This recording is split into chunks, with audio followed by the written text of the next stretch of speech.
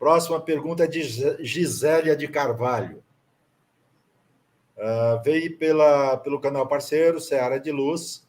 Ela diz, não entendo porque o corpo tem que sofrer tanto para desencarnar. Minha mãe faleceu de Covid após 34 dias de infecção e ficou tão inchada que não reconheci seu rosto. Me arrependi muito de tê-la visto. Por que ela teve que ficar tão transfigurada? A primeira coisa que a gente tem que ver é que nem todos os processos desencarnatórios são iguais.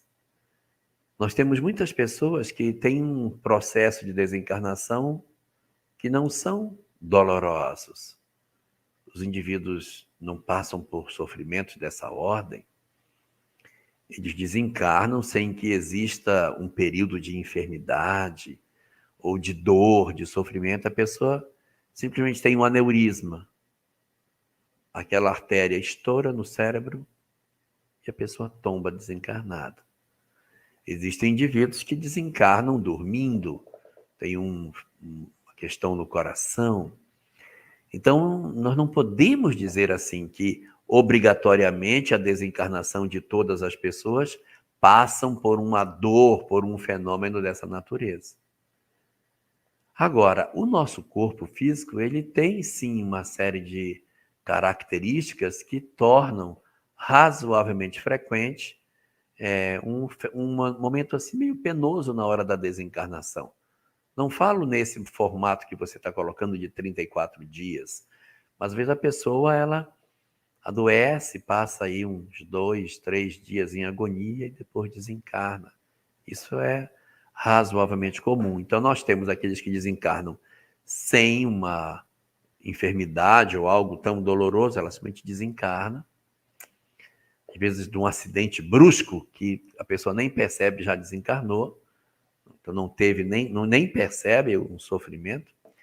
Outros desencarnam com leves processos de sofrimento e algumas pessoas desencarnam por processos mais duradouros e outros que numa condição até diferente da sua mãe passam uma existência inteira passando por muitas dores e muito sofrimento por anos a fio.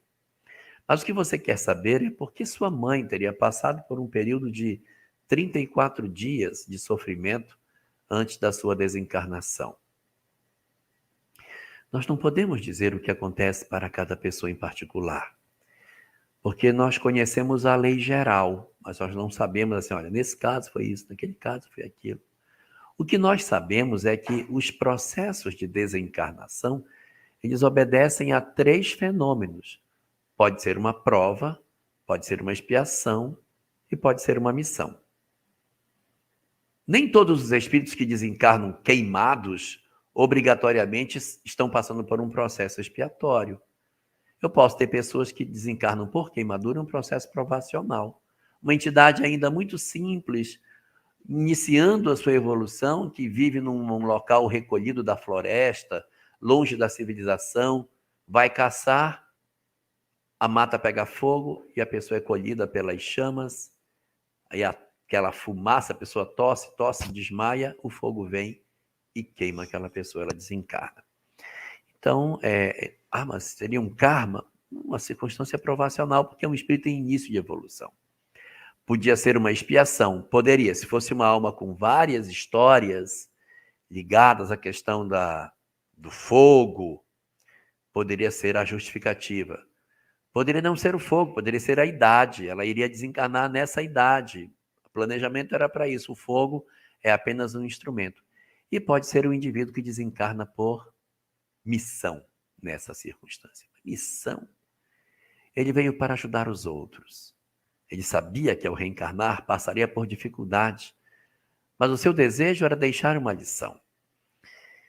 E o que faz com que a gente perceba se é missão, expiação ou prova? A postura do indivíduo diante da experiência. Se um indivíduo se revolta diante das circunstâncias que ele passa, odeia Deus, blasfema, fica com ódio da vida, é bem provável que seja um processo expiatório. Mas se o espírito aceita sem murmurar as suas provas, se submete à vontade de Deus e nos infunde um sentimento de exemplo de reflexão sobre a vida, é possível que essa experiência esteja se dando por um processo missionário. Você imagina a Lívia do livro Há 2000 anos sendo devorada por um leão na arena, deixando uma fera comendo seu corpo? E o marido depois encontrar o camafeu que ela estava no pescoço manchado de sangue. Que dor! Que expiação essa mulher tinha? Não era expiação.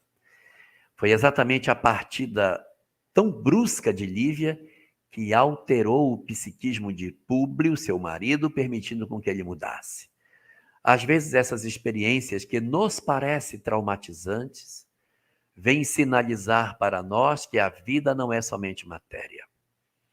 Quando, de repente, após um período de readaptação, sua mãe reaparecer a você, nova, sem as marcas da doença, mostrando para você que a vida continua e que a doença era do corpo e que ela agora está saudável novamente, que lição ficará para você e para seus irmãos? Que a vida na Terra é apenas uma passagem, que a imortalidade é a grande realidade da vida e que, portanto, tudo que nós passamos na Terra terá fim e que já que a vida continua sem o peso daquilo que nós experimentamos aqui, a vida passa a ser mais leve e nós passamos a ter mais resistência para as nossas provas e mais coragem para nos defrontarmos com os naturais processos de aprendizado que a vida nos convoca a viver. Pense por esse lado e considere a imortalidade e analise consigo que a lição que ela deixa é que você também não deve se apegar demais às dores que o corpo apresenta, porque amanhã você também será uma alma liberta de todas as suas circunstâncias temporais e carnais para ser um espírito de novo na vida verdadeira, que é a vida espiritual.